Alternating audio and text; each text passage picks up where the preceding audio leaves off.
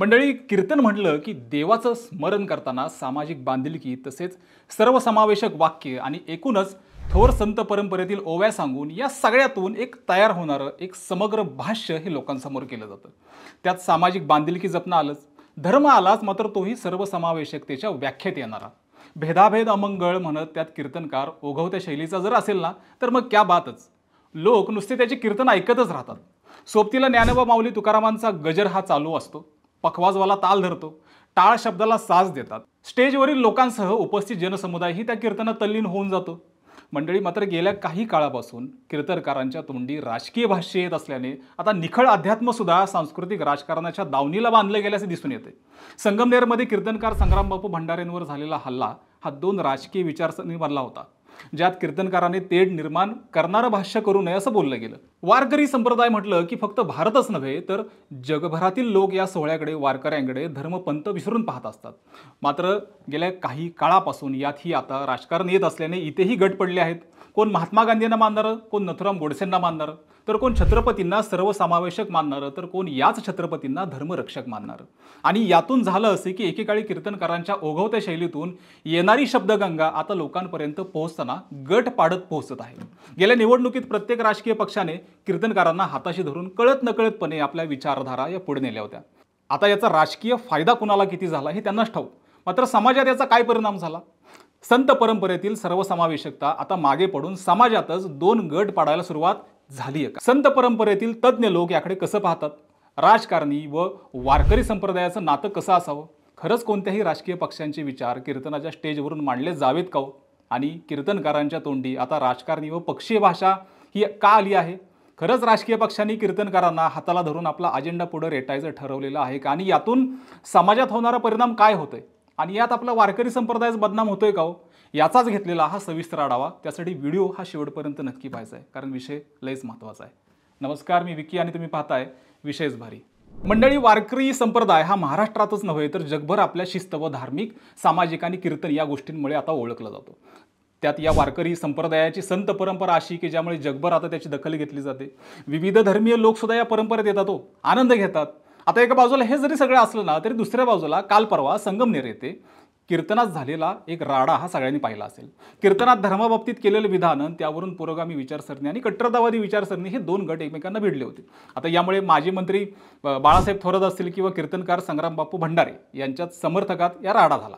आता यावर म्हणजे बाळासाहेब थोरात व संग्रामबापू भंडारे यांनी प्रतिक्रिया दिला आणि त्यावर सुद्धा वादही झाले. मात्र कीर्तनकारांकडून गेल्या काही काळापासून राजकीय पक्षांना फायदेशीर बोलणं होतंय का? त्यांच्या आडून राजकीय पक्षांची भाषा का बोलली जाते? आणि यासाठी आपल्याला विधानसभा लोकसभेच्या निवडणुकीकडे थोडंसं जावं लागेल, तिथला आढावा घ्यावा लागेल, कारण तिथेच याची सगळी बीजे आहेत. मंडळी, गेल्या निवडणुकीत महाविकास आघाडीला लोकसभेला चांगल्या जागा मिळाल्या. त्या मानाने भाजपला थोड्या अपेक्षेपेक्षा कमी जागा मिळाल्या. मात्र फक्त भाजपच नव्हे तर शिंदे गट आणि शरद पवार गटानेही आध्यात्मिक आघाड्या बनवून आपापल्या विचारधारा या माध्यमातून या पुढे आणल्या होत्या.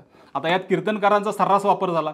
लोकसभेत तर शरद पवार गटाने संत परंपरेतील पुरोगामित्व मांडलं, तर दुसरीकडे भाजपने थेट नाही पण बहुतांश कीर्तनकार व तत्सम बांधवांना राष्ट्र तसेच धर्म याबाबतीत ताकद दिली होती असं दिसून आलं. भाजप आध्यात्मिक समन्वय आघाडीचे प्रदेशाध्यक्ष तुषार भोसले यांनी एका मुलाखतीत बोलताना असं सांगितलं मंडळी की लोकसभा निवडणुकीमध्ये मुस्लिमांचं एक गट्टा मतदान झाल्याचा परिणाम हा दिसून आला.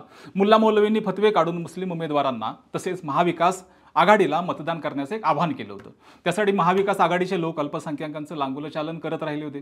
आता त्याला प्रत्युत्तर म्हणून महाराष्ट्रातील धर्माचार्यांनी आणि सगळ्या पंथाच्या संतांनी अगदी एकत्र येत हिंदुत्वासाठी काम करणाऱ्या महायुतीचा प्रचार करण्याचा निर्णय घेतला. आता विधानसभेच्या निवडणुकीमध्ये एकनाथ शिंदे यांच्या शिवसेनेने कीर्तनकारांची एकजूट करून कशाप्रकारे महायुतीचा प्रचार केला या विषयाची माहिती शिवसेना धर्मवीर आध्यात्मिक सेनेचे प्रदेशाध्यक्ष अक्षय भोसले यांनी एका मुलाखतीत बोलताना दिली होती. ते म्हणतात की विधानसभा निवडणुकीच्या आधीच आम्ही सर्व जिल्ह्यातील मुख्य कीर्तनकारांची एक मोड बांधली. प्रत्यक्ष बैठका तसेच शेकडो झूम कॉल मीटिंग झाल्या. जिल्ह्यात काम करणारे शिवभक्त, गोरक्षक, कीर्तनकार यांना एकत्र करण्यात आलं आणि त्यातून जिल्हानिहाय रचना ठरवण्यात आली. फक्त वारकरीच नव्हे तर जेवढ्या संप्रदायाचे एक वेगवेगळे आश्रम आहेत त्यांच्यापर्यंत निरोप दिले गेले. अगदी जिल्हानिहाय आम्ही 6-7 धर्म परिषदा घेतल्या. भक्तिशक्ती संवाद यात्रा तसेच निवडणुकीच्या आधी 3 महिन्यापूर्वी मुख्यमंत्री धर्मजागरण यात्रा देखील काढण्यात आली आणि त्या माध्यमातून सर्व 36 जिल्ह्यातील संत महंतांचं एकत्रीकरण केलं. त्यांच्याकडून हिंदू लोकांच्या श्रद्धांवर घाला घालण्याचं काम करणाऱ्या महाविकास आघाडीचा चेहरा लोकांसमोर उघडं करण्याचं काम आम्ही केलं असं ते म्हणतात. तिकडे राष्ट्रवादी शरदचंद्र पवार पक्ष आध्यात्मिक व वारकरी आघाडीचे राज्यप्रमुख विठ्ठलाबा मोरे यांनी मागे एकदा बोलताना असं सांगितलं की साधू संतांच्या पुरोगामी शिकवणीचं प्रतिनिधित्व आपल्याला संविधानामध्ये दिसून येतं. अगदी हिंदुत्ववादी पक्षाकडून साधू संतांच्या विचारांना बाजूला सारून जाती धर्मामध्ये द्वेष हा पसरवला जात आहे आणि तुकोबा ज्ञानोबांच्या विचारांच्या पूर्णपणे उलट विचार हा पसरवला जात असून त्यालाच वारकरी विचार म्हणून रुजवण्याचं काम हे महायुतीचे लोक करत आहेत.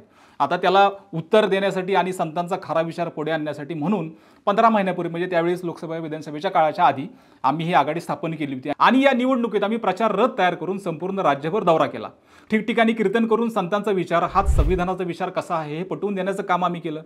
खरं तर वारकरी संप्रदाय आणि राजकारण यांचं आजवरचं नातं कसं राहिलं आहे याविषयीची एक माहिती हबहप ज्ञानेश्वर महाराज बंडगर यांनी एका मुलाखतीत बोलताना दिली होती. त्यांचं म्हणणं असं की त्यांचं वारकरी संप्रदायाचा इतिहास मांडणारं एक होय होय वारकरी हे पुस्तक नुकतंच प्रकाशित झालं आहे. आता ते म्हणतात की यापूर्वी वारकरी संप्रदायाचा राजकारणासाठी वापर उघडपणे दिसत नव्हता. सगळ्याच पक्षातील बहुसंख्य नेते हे वारकरी संप्रदायाच्या प्रभाव क्षेत्रातले होते किंवा स्वतः वारकरी सुद्धा होते. अगदी उदाहरणार्थ द्यायचं झालं ना तर शेतकरी कामगार पक्षाची स्थापनाच मुळात आळंदीमध्ये झाली. हा पक्ष कम्युनिस्ट आणि फुले आंबेडकरवादी असला तरीही या पक्षाचे बहुसंख्य नेते हे वारकरी होते. सगळ्याच राजकीय पक्षांमध्ये अगदी वारकरी संप्रदाय विखुरलेला होता. तो कोणत्या राजकीय पक्षाचं प्रतिनिधित्व करणारा नव्हता. वारकरी विठ्ठलराव विखे पाटील असतील, तात्यासाहेब कोरे असतील, गणपतराव तपासे असतील, माजी मुख्यमंत्री बाळासाहेब खेर असतील, उल्हासदादा पवार असतील, अगदी बबनराव पाचपुते असतील किंवा पंढरीनाथ कबीरबुवा असतील, रामकृष्ण मोरे, बाबासाहेब दांडेकर, बाळासाहेब भारदे, वि. स. पागे, केशवराव धोंडगे, श्यामकांत मोरे, बापूसाहेब पाटील, एकंबेकर असे विविध पक्षीय हे राजकारणी स्वतः वारकरी वा वारकरी विचारांचे होते असं बंडगर सांगतात. या निवडणुकीत झालेल्या प्रचाराविषयी बोलताना ते असं म्हणतात की याआधी कीर्तनाच्या माध्यमातून उघडपणे कुणीही राजकीय प्रचार करत नव्हतं. अगदी सुप्तपणे नक्की प्रचार व्हायचा पण यंदा हा प्रचार उघडपणे झालेला आहे. मात्र वारकरी संप्रदायाचा वापर हा राजकीय कारणासाठी व्हावा हे पूर्णपणे चुकीचे आहे असं मत ज्ञानेश्वर महाराज पालखी सोहळ्याचे प्रमुख चोपदार हबप राजाभाऊ महाराज हे सांगतात. ते म्हणतात की गादीवर बसून कोणी कुणाचा प्रचार करू नये अशी माझी स्पष्ट भूमिका आहे. तुम्ही कीर्तन करत असताना किंवा नसताना एखाद्या राजकीय सभेत जाऊन भूमिका मांडत असाल तर ते तुमचं व्यक्ती स्वातंत्र्य म्हणून एक वेळ मान्य करता येईल. पण अशा प्रकारे कीर्तनातूनच राजकीय भूमिका मांडल्याने वारकरी संप्रदायाचं नुकसान होतं. महायुतीकडून प्रचार ह्या करणाऱ्या कीर्तनकारांनी हिंदुत्वाचा मुद्दा लावून धरला होता तर महाविकास आघाडीचा प्रचार करणाऱ्या कीर्तनकारांनी वारकरी मूल्ये समाविष्ट असलेल्या संविधान रक्षणाचा मुद्दा लावून धरला होता. मात्र वारकरी संप्रदायाला हिंदुत्वाचा मुलामा देण्याचा प्रयत्न फार आधीपासून सुरू असल्याचा मुद्दा ज्येष्ठ पत्रकार सचिन परब असं सांगतात. आता त्यांच्या मते हिंदुत्वाचा विचार हाच वारकरी विचार असल्याचा प्रचार आत्ताच नव्हे तर गेल्या अनेक वर्षापासून हा सुरू आहे. आता निवडणुकीत या गोष्टीला अधिक ऊत येतो कारण विशेषतः राम जन्मभूमी आंदोलनापासून याची गती वाढली होती आणि वारकरी संप्रदायाची एक विचारसरणी रूढ वैदिक विचारसरणीहून भिन्न आहे हेच पुसून टाकण्याचा प्रयत्न अधिक जोरकसपणे करण्यात येत आहे असं त्यांचं म्हणणं आहे. आणि 90च्या मंडळी दशकानंतर तर अनेक कीर्तनकार हे हिंदुत्ववादी पठडीतूनच तयार झाले. त्यामुळे वेगवेगळ्या पद्धतीने प्रचार करायला सांगायची गरज भासू नये अशा पद्धतीने ते वारकरी विचारांच्या विपरीत असणाऱ्या हिंदुत्वाचा प्रचार नेहमीच करत असतात. आता फक्त या निवडणुकीतच प्रचार झाला हा देखील गैरसमज आहे. तो याआधीही होत आला आहे. यावेळी मात्र त्यांनी आपली ताकद पूर्णपणे पणाला लावली. राजकीय पक्षांनीही यासाठी आर्थिक ताकद पुरवण्याचं एक काम केलं आणि शेवटच्या दिवशी तर वारी वाचवायची असेल तर भाजपला मतदान करा अशा पोस्ट देखील फिरवण्यात आल्या होत्या. मंडळी, राष्ट्रवादीच्या आध्यात्मिक आघाडीचे प्रमुख विठ्ठलाबा मोरे सांगतात की महायुतीकडून संतांचंच नाव घेऊन अत्यंत चुकीचा आणि विखारी प्रचार केला जात आहे. त्यामुळे लोकांपर्यंत खरा वारकरी विचार नेण्यासाठी आम्ही महाराष्ट्रभर दौरा केला. त्यांचा प्रचार चुकीचा असल्याचं सांगत महाविकास आघाडीचा प्रचार केला. आता एका बाजूला कीर्तनकारांनी कोणतीही राजकीय भूमिका घेतलेलीच नाही असा दावा करत भाजपच्या आध्यात्मिक आघाडीचे प्रमुख तुषार भोसलेंनी असं भाष्य केलं होतं की ते म्हणतात की कीर्तनकारांनी महायुतीलाच मतदान करा असं कुठेही म्हणलेलं नाहीये. कीर्तनकारांनी हिंदू म्हणून एकत्र या आणि जे हिंदू हिताचा विचार करतील त्यांच्या बाजूने मतदान करा हे आवाहन केलं. आणि या आवाहनानंतर जे भाजप आणि शिवसेना हे जे हिंदुत्ववादी पक्ष आहेत त्यांना तो लाभ मिळणारच ना. तर दुसऱ्या बाजूला निवडणुकीमध्ये कीर्तनकारांनी उडी घेऊन प्रचार करावा अशी परिस्थिती आतापर्यंत कधी झाली नव्हती. ती आत्ता आली म्हणून आम्हाला प्रचारामध्ये उतरावं लागलं. मुस्लिम समाजाचे धर्मगुरू राजकीय भूमिका घ्यायला लागले म्हणून आम्हाला त्यामध्ये उडी घ्यावी लागली. आणि तसेच या भूमिकाही निवडणुकीपुरत्याच तात्पुरत्या असतात. किती दिवस आपण सर्व धर्म समभावाचं तत्व घेऊन बसणार असं मत शिवसेना आध्यात्मिक आघाडीचे प्रमुख अक्षय भोसले यांनी मांडलं होतं. मात्र सर्वधर्म समभाव हाच वारकरी तत्वज्ञानाचा पाया असल्याचं राजाभाऊ चोपदार अधोरेखित करतात.